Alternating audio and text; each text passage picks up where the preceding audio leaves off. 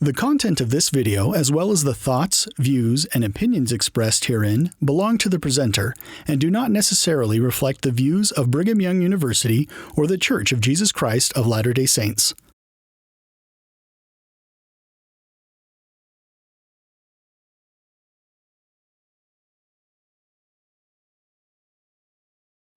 Hello, everyone. My name is Kristine Fish, and I'm a professor in the Kinesiology and Health Promotion Department at Cal Poly Pomona.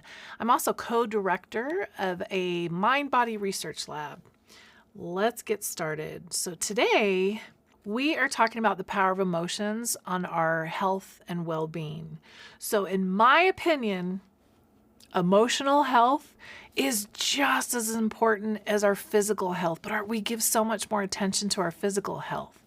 But emotional health should be just as important as diet and exercise, in my opinion. And yet it's kind of swept under the rug all too often. So in an Ensign article back in 1981, I think this brother nailed it when he said, some of the adversities we face are simply a natural consequence of living in a telestial world instead of a celestial one. Possessing telestial bodies, living among telestial people, and having telestial knowledge and wisdom naturally bring difficulties, problems, and frustrations. But we signed up for it. Elder Holland said, in striving for some peace and understanding, it is crucial to remember that we are living and chose to live in a fallen world. So here's our objectives for today. First, we've got 5 objectives. First, I'm going to talk about how feelings and emotions impact health. It's important to understand that we are multidimensional beings. Health is definitely holistic. So I'm just going to really quickly give a one little sentence definition of each of the dimensions of health. And if you would, in your mind, rate yourself. How would you rate yourself on a scale of 1 to 10, 10 being perfect? Physical health refers to the ability to perform tasks of daily living, or you could say the degree to which we have vitality and energy when performing those tasks of daily living. Occupational health refers to physical, emotional, and social well-being within your occupation, because you spend so much time of your life in your occupation. Social health refers to satisfying the degree to which you have satisfying relationships, or it could also refer to the quality of your interactions with other people. Intellectual health refers to the degree to which you are open-minded and maybe you like to learn new things, the desire and capacity to learn new things. Emotional health refers to the degree to which we feel, express, and cope with a full range of emotions. Spiritual health in the secular world refers to the degree to which we have meaning and purpose and direction in life. Environmental health refers to physical conditions in which you reside, like air quality, water quality, etc. Financial health refers to the state of your personal finances. So I have a question to pose, would you really consider someone to be quote unquote healthy if they exercise every single day? They're really good at exercising, they're physically active, they eat a super healthy diet, they have a great percent body fat, super healthy, but they have absolutely no friends because no one can stand to be around them. That has to do with social health. They're depressed to the point of actually having suicidal thoughts. Emotional health. Would you really consider that person to be healthy? What about if they're closed-minded and they refuse to learn new things? So closed-minded. And what about someone who has absolutely no purpose or direction in life? Spiritual health. So can you see how being healthy is so much more than diet and exercise? So my primary research interests are in the area of mind-body health. How do our emotions or our thoughts affect our health? There's a very strong mind-body connection. I continue to be blown away by research done in this area. Our minds and our bodies are so connected. So learning how to manage life-depleting emotions is is in my opinion, one of the most important things we can learn in this life. So what other dimensions of health are affected by our emotions, other than the emotional domain, of course? Emotions affect the emotional health, but what other dimensions are affected by those emotions? Well, I like that Elder Ballard recognized the holistic nature of health and the interconnectedness of the dimensions when he said we cannot separate the importance of a sense of belonging from our physical and mental health. And I would add our spiritual health. This is what was written from a sister in an Ensign article back in 2016. She said, understanding that there are spiritual side effects from depression is important when Latter-day Saints or their loved ones face this challenge. So there we have emotion, depression, that affects the spiritual dimension of health. So here's one study that shows a connection, a strong connection with emotional distress and physical consequences. There are literally thousands, not hundreds, but thousands of research studies documenting the mind-body connection. For example, accountants have been shown to get sick immediately after tax season. Students get sick immediately after final exams time. During final exams or after final exams. Why don't people get sick during the stressful time? Or actually, our immune response is stronger during a stressful reaction or during a stressful time for so long. We have cortisol that's released that helps increase the strength of our immune system during the stressful situation, but it's short term. So if a stressful situation goes on too long, that's when we get sick because the body says, okay, I'm done. And the immune system drops below baseline. So same thing like with accountants and students and you fill in the blank, people tend to get sick immediately after the stressful situation, depending on how long the stressful situation went for, because their immune system then drops and it's not functioning nearly as well as it was before the stressful situation. There was a meta-analysis done in, I think it was just under 300,000 patients, and they found a very strong connection between cancer and depression. There was a 24% increased risk of breast cancer recurrence in those women who had struggled with depression, who were struggling with depression. They found a 30% increased risk among those who struggle with depression and overall mortality, so all-cause mortality. And then there was a 29% increased risk in breast cancer mortality, so people who died from breast cancer. There was a correlation there. These numbers are pretty significant. Definite correlation between depression and emotion and cancer, a physical illness. Studies have shown that there's a strong connection between social health and emotional health. Those who have a strong social support system are healthier. 100%. There's so many studies that show that. It's interesting that some studies suggest that the sweet spot is 3. 3 close friends is ideal. 3 people that you feel like you can turn to when you need help. It's interesting to see the impact that COVID has had on us. So COVID impacted our social and our emotional health. In one study, it was shown that this is kind of interesting. Emotions precipitate behaviors that negatively affect physical health. So burnout and guilt in this particular study led to depression, which increased alcohol consumption, which decreased physical health among anesthesiologists. So emotions can precipitate unhealthy behaviors, which indirectly affect our physical health. So if you look at comparative surveys, I think it was anxiety, depression, and sadness in this one survey, the United States completely beat out other countries by far. So the U.S. during COVID, the U.S.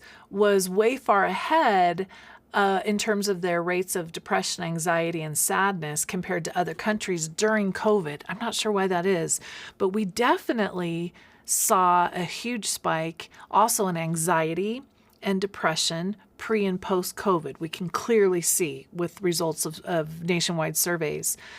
It's interesting that the rates have not gone completely back down yet. We haven't reached our baseline. So the rates are still elevated. They've come down big time, but they're still elevated compared to what we were before. We haven't fully recovered from COVID emotionally. The director of the World Health Organization said, "This is a wake-up call to all countries to pay more attention to mental health and do a better job of supporting their population's mental health." So there was a silver lining. There, if you could say that, there was a silver lining to COVID. More attention has been given to mental health. I've been teaching at the university level for 30 years, including a couple years as a doctoral student. And as long as I can remember, including when I was a doctoral student, I always require a behavior change project in my health and well-being classes. So I require students to choose which area they want to work on for their behavior change project: nutrition or their diet, physical activity, or their emotional health. Pre-COVID, no one would ever choose emotional health or mental health. We use those interchangeably.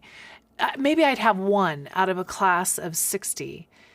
Now, when we got back into the classroom after COVID, it's amazing the difference. I'd say 90+% of my students chose to work on their emotional health. They recognized that their emotional health was suffering. So it's just interesting that the impact that COVID had on us. President Benson, back in 1960, I know that was a long time ago, but it's interesting. Back in 1960, he recognized the importance of emotional resilience. He said to be truly fit, truly equal to the demands of life, requires much more than bodily strength. It involves the mind and the training of the mind, the emotions and their use and control. Yes, and it involves the soul and the spiritual growth too. So now let's go on to the next objective. How learning to control emotions is a necessary part of our mortal life, I think, is important to address. So we know challenges and trials are part of life. We know that. We all know that. Yeah, we're supposed to have challenges. That's the way we grow. But I would say that it's the life-depleting emotions that we need to learn how to deal with that result from those challenges, or that often accompany those challenges. It's not the challenges themselves, it's how we deal with those emotions. Irritation, frustration, anger, depression, anxiety, stress, you name it. I'd like to propose, instead of saying a positive or negative emotion, I'm going to use the term life-depleting or life-enhancing, because I think there's a judgment that's connected to positive and negative, or healthy and unhealthy. So I'm gonna use the term life-depleting and life-enhancing. So let's talk about some life-depleting emotions.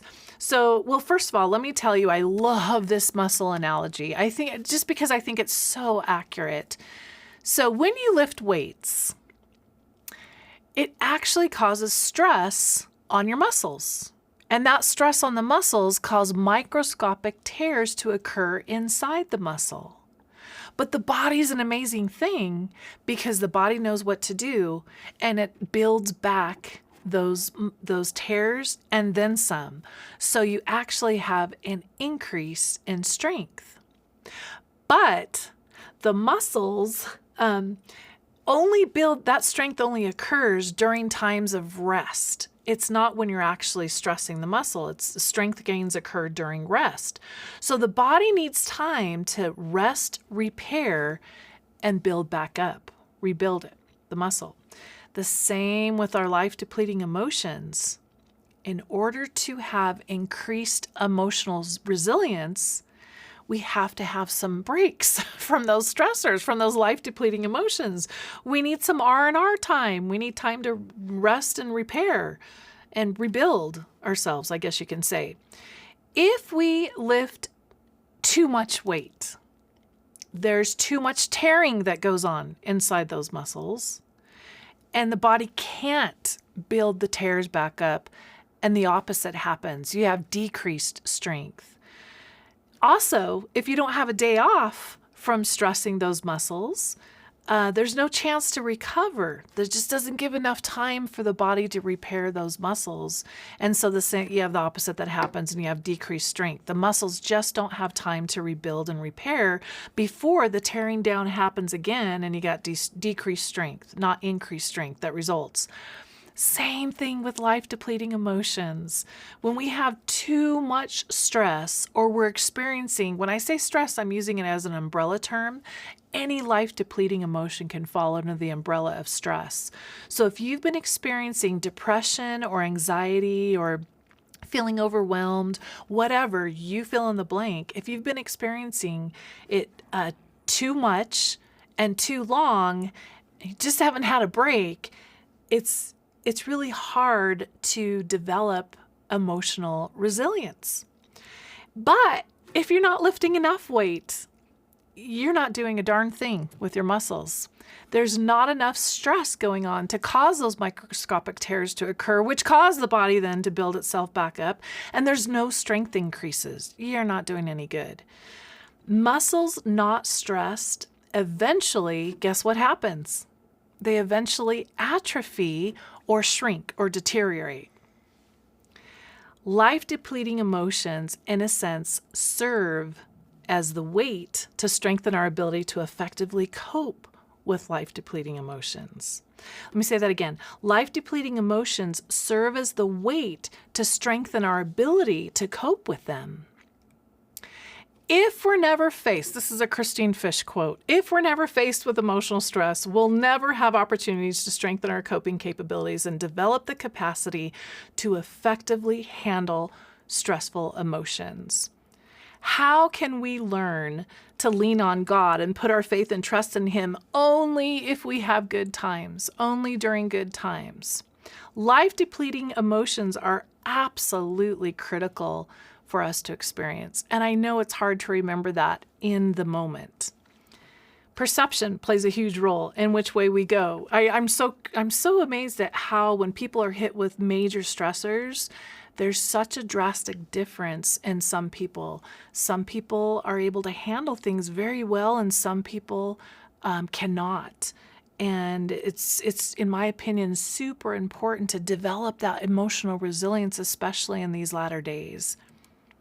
So here we have the Yerkes-Dodson principle, or the stress curve, or it's also called theory of arousal motivation.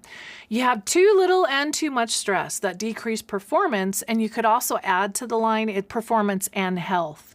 Studies have shown that our overall performance in life and our day-to-day life and our health is suppressed. It's not as good if we have too little stress in our life as well as too much stress. So it's kind of good to have not a completely empty to-do list, but it's not good to have too much of a to-do list. You got to find the zone for you, and where that being at the upper end of the inverted U shape, what's your optimal level? Can you tell when you're in the zone? You're good. Things are going good. Can you tell when you're starting to slip into either not having enough stuff to do or having too much stuff to do, when your plates become too full? Again, it's 100% necessary to experience those life-depleting emotions. Do you remember the punching bag? I don't even know if they still make them. So when I was little, there was the punching bag that had sand on the bottom, and no matter how hard you punch it, it pops back up. Well, I really like that analogy because I think that's so appropriate when we talk about emotional resilience. Resilience has been defined as the ability to recover from and adjust easily to misfortune or change. So in a nutshell, it's how easily can we bounce back up from those situations that cause us stress. So think of Think of those who seem to thrive in challenging situations, or they see challenges as an opportunity rather than a threat. That's a resilient person. I wanted to mention Elizabeth Smart. Look at what Elizabeth Smart went through. She was assaulted nearly every day for 9 months, but she got home.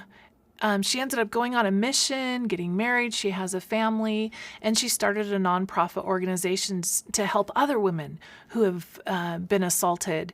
That's awesome. That's emotional resilience. And I think that's a great example of resilience. So now let's talk about unmanaged life-depleting emotions. Anger, depression, anxiety, you fill in the blank. Emotions that have been going on for too long. Let's talk about some of those consequences. I think it's important that people understand. You don't have to know a detailed physiological responses that occur, but I think it's kind of important for people to know all the things, not all the things, but at least a drop in the bucket of the things that happen to your body when you have these unmanaged life-depleting emotions going on. So there's lots of changes, but I'm just going to show you a drop in the bucket. It's important to remember it's not the emotions themselves that necessarily cause the long-term health consequences. After so long of experiencing those emotions, there's health consequences. It's not the emotion itself, it's how long you've been experiencing that emotion. So that brings me to the concept of acute versus chronic stress. So you have a life-depleting emotion, you got, in a nutshell, hormones that are released that cause the increase in heart rate, blood pressure, respiration, and so forth. Digestion slows down, cholesterol and glucose levels increase, etc., etc. So health consequences occur, like I said, after so long of having all these physiological changes going on. It's too long. It's been too much wear and tear on your body. So the byproducts, I guess you could call these physiological changes the byproducts of stress, because all of these changes happen, why? To increase our speed, power, and strength so we can fight or run away, the fight or flight response, they call it. If you need to be physically stronger and faster, then that's great. You need those changes to occur. Our stressors today don't require us to be physically stronger and faster. So we have all these physiological changes going on and we're not using them up. That's why exercise is one of the best way to deal with stress, because you need these changes to occur when you exercise. So you're using up the byproducts. I do want to tell you that chronic stress you've been dealing with a life-depleting emotion for a long time. You could call it imagine someone with a ball and chain. It's your ball and chain. Examples of this could be like debt, living in debt, having a job you hate, being in a toxic relationship, or living with a chronic health condition. Those are examples of balls and chains that are considered to be chronic stress. After so long, you got the health consequences, lots of health consequences that have been associated with chronic stress, but also changes in your brain structure occur after experiencing those life-depleting emotions for so long. The structure of your brain actually changes. The problem with this is that those structural changes further inhibit your ability to cope with the stress. There's cognitive and behavioral consequences that are associated with those structural changes. So I'm going to show a picture of my elbow. I hope I don't gross you out. I went through a super stressful period of time when my dad, my elderly father, moved in with me, and I was the caretaker for him for 1.5 years. It was a very stressful time, and at the end of the 1.5 years, I won't go into details, but it was really stressful. Some decisions I had to make. And I couldn't take care of him anymore. And I was dealing with him and dealing with family situations and work situations. And I had a lot on my plate. And I remember thinking, because of my knowledge of the mind-body connection, I got to be careful. I'm going to get sick, or something's going to happen because I'm not managing my stress very well. This is a lot for me to deal with. I don't think I relied on my Heavenly Father as much as I should have, looking back. And I don't think I did practice what I preached and practice some cognitive restructuring and relaxation techniques during that time period. I got shingles, and shingles is a condition that is especially connected to our stress levels, to those life-depleting emotions. So I got shingles in like 4 or 5 different places. It really was a wake-up call, like, oh, wow, what I teach about must be true. The mind-body connection is real. Well, the beginning, just a few months ago, so that was 3 or 4 years ago, just 6 or 7 months ago, I got shingles again, despite getting the vaccine after I got shingles the first time. I went through a super stressful time period again with my dad just before he passed. And I had a bunch of stuff going on. And I remember thinking, I'm going to get sick or something's going to happen. I was the lucky very few people to get shingles after getting vaccinated. Very, very few people get shingles again after getting vaccinated. But I did. And luckily, it wasn't just in the one place, very painful. But that is an example of the mind-body connection. Without a doubt, the reason I got those shingles is because both times it was because I was going through such an incredibly stressful period. So perfect example of the mind-body connection. There's one life-depleting emotion that is especially powerful and intense, and that is anger. It's been said if your teeth are clenched and your fists are clenched, your lifespan is probably clenched.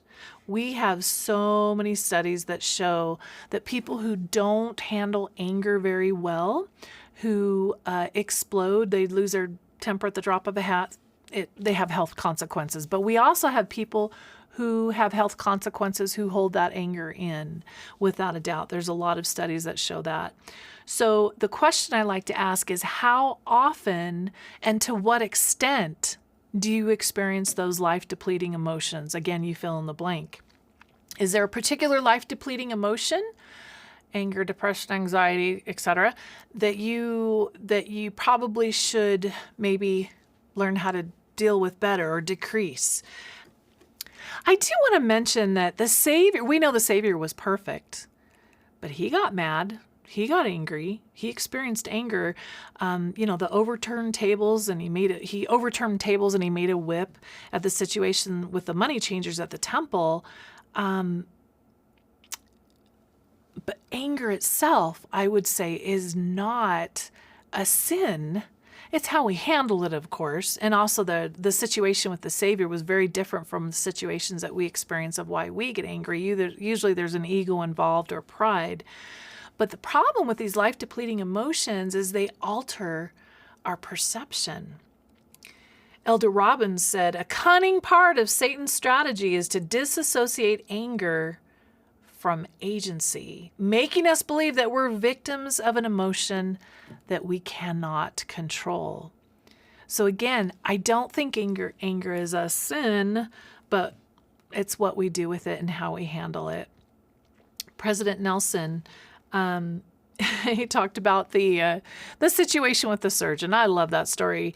The surgeon, he was helping a surgeon, and the surgeon got mad because someone on the team made a mistake, and the surgeon threw a temper tantrum and threw the scalpel, and the bacteria with all the gangrene leg from the gangrene leg on the scalpel landed in President Nelson's arm. He said, "I promised myself that whatever happened in my operating room, I would never lose control of my emotions. I also vowed that day never to throw anything in anger, whether it be scalpels or words." It really is important to learn how to deal with these life-depleting emotions, to pay attention. First of all, they say you're 3/4 of the way there by awareness, being aware when you're experiencing these emotions, but super important to handle those emotions in a way that our Savior would want us to handle those emotions. So the surgeon needed to learn some tools. It's been said that challenges often indicate a need for additional tools and support and are not a character defect. I would say that the surgeon needed to learn some tools, some anger management tools. Anxiety can also be a powerful and debilitating emotion.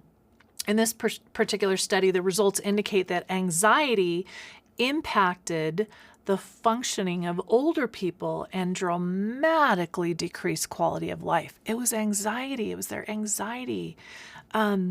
I also think it's interesting in this study, the researchers found that those who had an official diagnosis for like an anxiety disorder versus those who just experienced symptoms, they didn't have a diagnosis, they both had the same diminished quality of life. And in other words, the diminished quality of life was the same in both groups. And I think it's interesting in this particular study that appropriate care for anxiety was seldom received. I think this is a great quote from Elder Cook. He was referring to anger, but you can insert any life-depleting emotion here. Anger or depression or anxiety or whatever, you fill in the blank, left unbridled or uncontrolled can cause great heartache, diminish the influence of the Spirit, and separate us from God and His work. The problem is when we experience these life-depleting emotions for so long, and not even for so long, but those life-depleting emotions can dramatically alter our perception. As I mentioned before, Sister Alberto said, depression, anxiety, and other forms of mental and emotional affliction can distort the way we perceive ourselves, others, and even God. Perceptions play a huge role in whether something is considered to be stressful or not. We make a cognitive appraisal. Our cognitive appraisal is based on our perceptions. That cognitive appraisal then stops the stress response from happening, all those physiological changes, or it continues to happen based on your perception. It's been said that the most dangerous of all falsehoods is a slightly distorted truth. I believe that the adversary is especially successful by getting his foot in the door if we allow those life-depleting emotions to fester and take over. You know, there was a study done with, I forgot his name, John Gottman.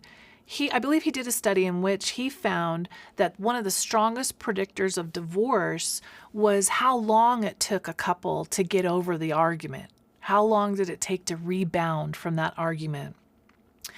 I propose that whether or not those physical, emotional, spiritual, social consequences occur from experiencing those life-depleting emotions, I think it's how long we allow those emotions to fester.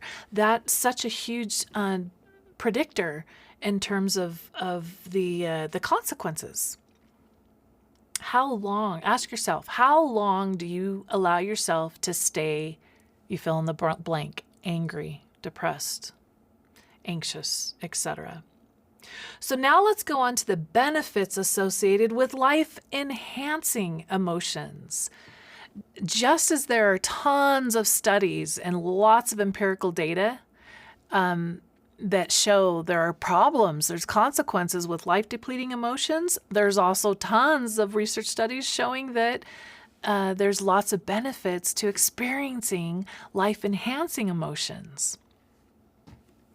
There's actually a journal of happiness studies. It's all empirical. It includes empirical data all on happiness. And I think that's awesome. But happiness, in one study, happiness wasn't found to predict longevity in sick populations in this particular study, but it does predict longevity among healthy populations. But I have to say there's another study that showed no, it was both the sick and the healthy. In another study, out of 50 variables that influence or impact happiness, satisfaction, overall life satisfaction, ranked as one of the strongest predictors of longevity. In this particular study, happiness was shown to add a total of 16 years to the life of a man and 23 years to the life of a woman. That's amazing. There's other studies that show that there's a really strong connection between happiness and longevity. I believe that this life is all about growing, developing, learning, and progressing. But how can we learn, develop, grow, and progress when we're experiencing those life-depleting emotions. It's very difficult to go through life with those life-depleting emotions. But it's probably impossible to experience positive emotions life-enhancing emotions 100% of the time. I recommend, as well as my colleague, there's no empirical data to support this, but we feel that it's important to strive for experiencing life-enhancing emotions about 75% of your waking hours, and only 25% of your time should be spent with those life-depleting emotions. I understand that there's going to be some days that it's flipped. You're having a 75% life-depleting emotion day, but I think this is a general rule of thumb in terms of your overall health and well-being and all of the dimensions of health. Something to shoot for.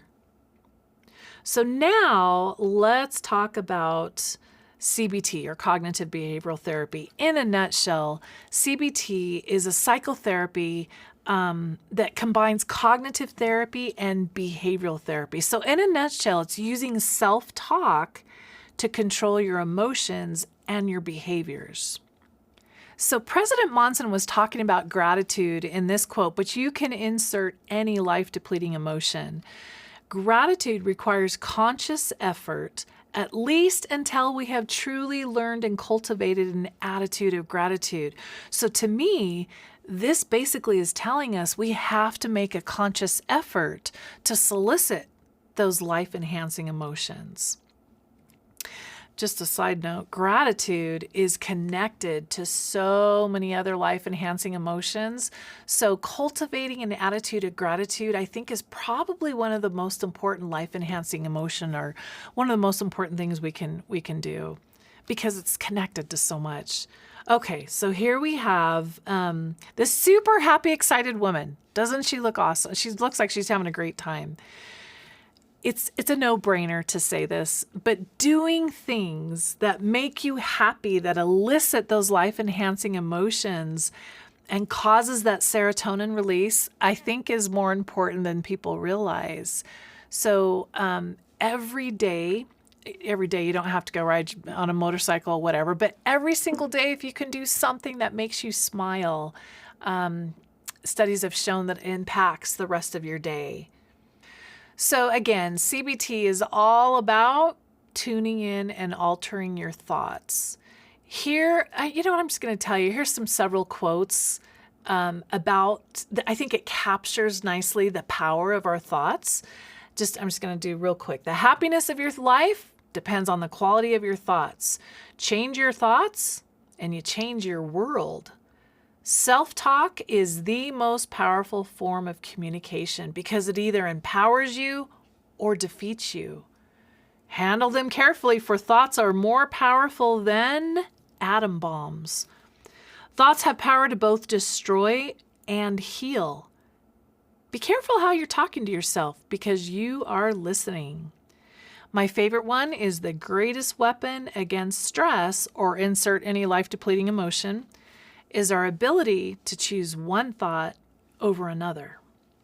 I really like this quote from Elder Ashton. He said, "True peace must not be dependent upon conditions or happenings." I know you know this, but it's good to be reminded. Peace must stem from an inward contentment built upon trust, faith, and goodwill toward God, fellow men, and self. It must be constantly nurtured. It must be constantly nurtured by the individual who is soundly anchored to the gospel of Jesus Christ.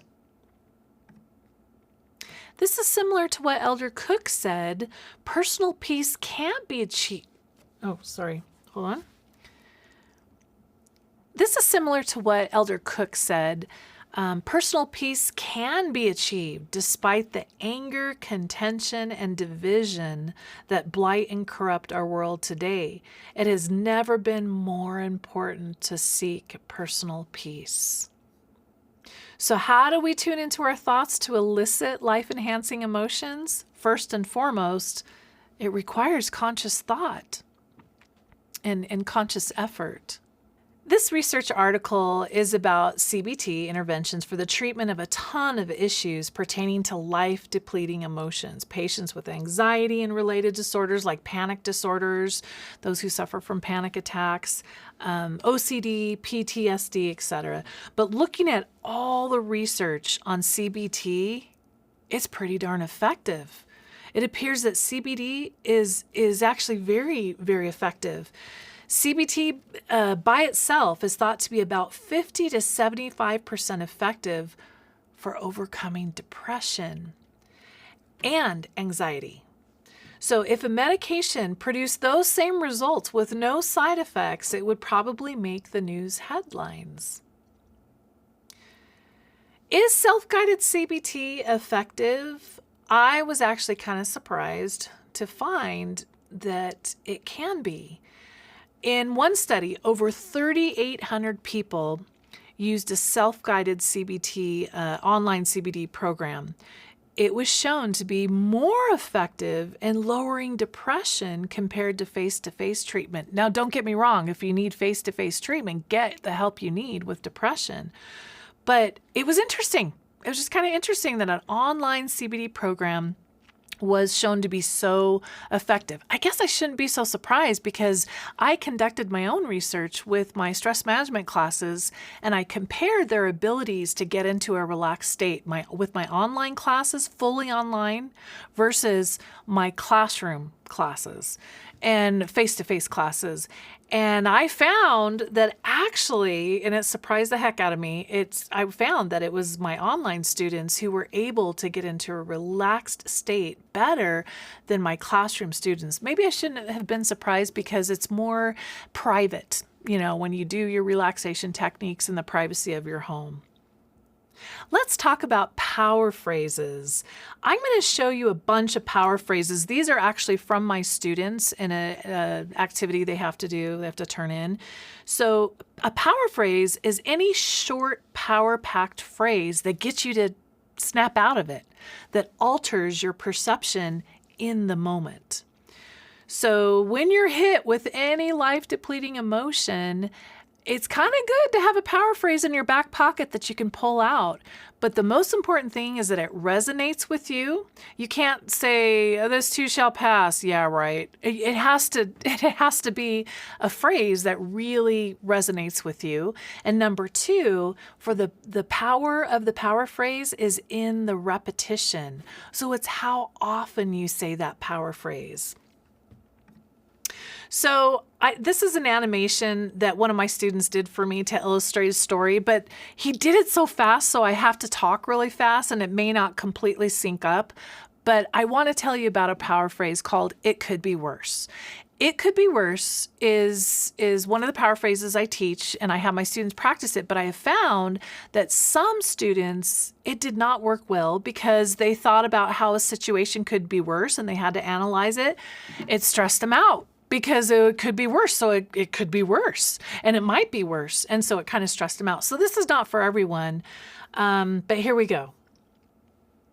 My supervisor asked me to bring down some excess bricks from the 3rd floor. So I rigged a beam and pulley, hoisted up a barrel, and tied it in place. After filling the barrel with bricks, I returned to the ground and untied the rope intending to lower the barrel to the ground. Unfortunately, I misjudged the weight of the bricks as the barrel started down. It jerked me off the ground so fast and so far, I was unable to let go. On the way up, I met the barrel coming down and received a severe blow on the shoulder. I then continued the top, banging my head against the beam, getting my fingers jammed in the pulley. When the barrel hit the ground, it burst its bottom, allowing the bricks to spill out. I was not heavier than the barrel, and so I started down again at high speed. Halfway down, I met the barrel coming down and I received severe injuries to my shins. When I hit the ground, I landed on the bricks, getting painful cuts from the sharp edges. At this point, I must have lost my presence of mind because I let go of the line and the barrel came down, giving me another blow on the head and putting me in the hospital. So if you're having a bad day, think of this poor bricklayer and think of how your day could be worse. It generally is a good habit for many people, not for all, but for many people to kind of use that power phrase during their challenges. So I think it's important to understand that we can't experience life-enhancing and life-depleting emotions at the same time. It's difficult. I think, when my dad died, I was super happy that he was out of pain and suffering and he was with my mom. Knowing that was super comforting. So that was a life-enhancing emotion. But I also felt sad because I was going to miss him. So I guess in that situation, you can experience both emotions at the same time. But generally speaking, we really can't experience anger and peace at the same time. It just doesn't work. So keeping that in mind and doing what you need to do to replace those life-depleting thoughts with life-enhancing thoughts that it then elicit those life-enhancing emotions, I think is super important. So now I want to talk about a technique called counting breaths. It has been studied extensively. It's so easy to do. If you want to learn rocket science, I'm sorry, this is going to disappoint you. It's super easy, but super effective. Has been shown to be super effective. So when I have a phobia of roller coaster rides. When I was younger, I got pushed beyond my limit and multiple times, and I had bad experiences with huge roller coaster rides. And so that amygdala in my brain is hanging on to those bad memories. And so now when I go on even a kiddie ride, I'm talking a kiddie ride, I start to have a panic attack. And it's so frustrating and it's so illogical, but it's my body trying to protect me. Danger, danger, danger. So I went with my husband and my boys to Knott's Berry Farm. I live in Southern California. We went to Knott's Berry Farm. I was so frustrated. I couldn't go on any of the roller coaster rides there, but I wanted to go on the log ride. So I tried a couple of times and I just couldn't do it. And I had to do the walk of shame and get out of line and couldn't do it. I decided to practice what I preach, and I did counting breaths, and I was able to go on that log ride. And I'll tell you how to do it in a second, but it was so funny because my boys were like, "Mom, are you okay?" And I'm like, "Shh, 5, 4, 3," and I was able to do it. And I couldn't believe I could do it. I also had a C-section with my 2 boys, and with my oldest son, my first child. I was a little freaked out. Imagine getting cut open while you're awake, so go figure. But I was really stressed out. And the anesthesiologist could see my heart rate and blood pressure was off the chart. And he's like, "You got to calm down or I'm going to have to put you out and you're going to miss the birth of your baby." I did the counting breaths. I blew him away. He couldn't believe. He's like, "Whatever you're doing, keep doing it," because I was able to bring my heart rate and blood pressure down so much. So it's very powerful. It's very simple. And there's a technique called 4-7-8. For 4 seconds, you inhale, count in your head, 1, 2, 3, 4. For 7 seconds, you hold your breath, you hold it. And then for 8 seconds, you exhale. I don't do this technique. I'll tell you what I did. I don't do this technique because I don't like holding my breath for that long, for 7 seconds. I will say that it's generally a good idea to inhale for however many seconds you want and then do a double the amount for exhaling. So you could do 4-2-8 if you want. But what I did is I did 5-2-5. So I did 5 seconds inhale, hold it just for a couple seconds, 1, 2, and then 5 seconds exhale, but I count backwards, 5, 4, 3, 2, 1. So 1, 2, 3, 4, 5, hold, 5, 4, 3, 2, 1. That is what I did that dramatically caused me to relax. I'm not sure exactly how it works, if it's just your brain focusing on the counting, but it works, and it's been studied and has been shown to be quite effective. So this doesn't really neatly fall under the category of relaxation techniques, but I think it's super important to mention. A lecturer, when explaining stress management to an audience, raised a glass of water and asked, "How heavy is this glass of water?" Answers called out ranged from 20 grams to 500 grams. The lecturer must have been in Europe. The lecturer replied, "The absolute weight doesn't matter. It depends on how long you try to hold it. If I hold it for a minute, that's not a problem. If I hold it for an hour, I'll have an ache in my arm. If I hold it for a day, you'll have to call an ambulance. In each case, it's the same weight, but the longer I hold it, the heavier it becomes. He continued, and that's the way it is with stress management. If we carry our burdens around all the time, sooner or later, the burden becomes increasingly heavy. We won't be able to carry on.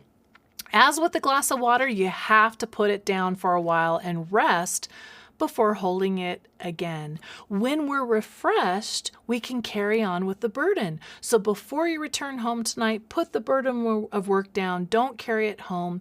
You can pick it up tomorrow. Whatever burdens you're carrying now, let them down for a moment. Relax, pick them up later after you've rested.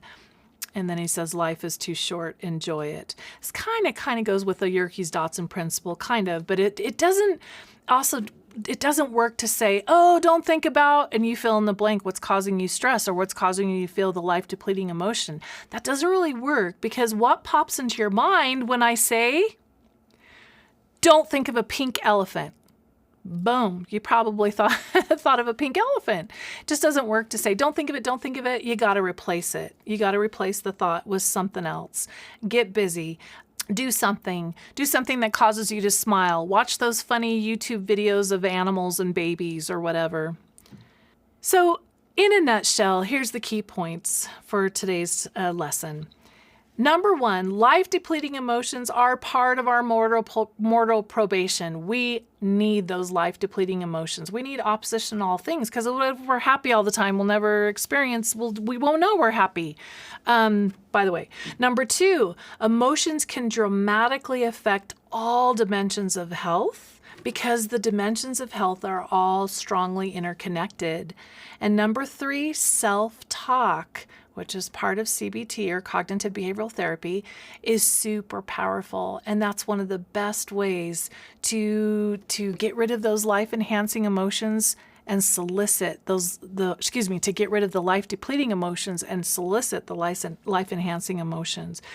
It is my hope and prayer that we can take to heart what President Uchtdorf said when he said, enduring to the end is not just a matter of passively tolerating life's difficult circumstances or quote unquote hanging in there. Ours is an active religion. Enduring to the end is exalting and glorious, not grim and gloomy. This is a joyful religion, one of hope, strength, and deliverance. In the name of Jesus Christ, amen.